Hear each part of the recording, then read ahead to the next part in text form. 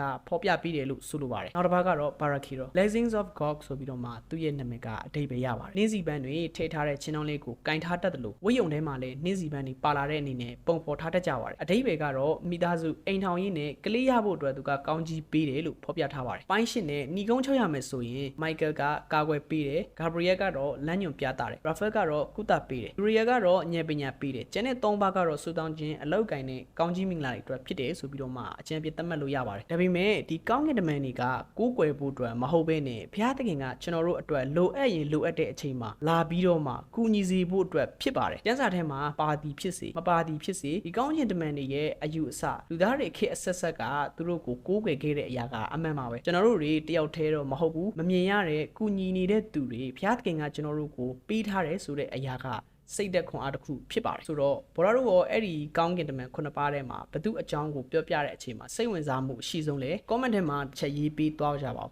နောက်ထပ်လည်းထူးဆန်းတဲ့သမိုင်းကြောင်းတွေကိုတင်ဆက်ပေးမှာမလို့ subscribe လုပ်ထားပေးကြပါအားလုံးပဲဖျားသခင်ကောင်းကြီးပေးပါစေဆိုပြောရင်းနဲ့ဒီဗီဒီယိုလေးကိုဆုံးသက်ပေးလိုက်ရပါတယ်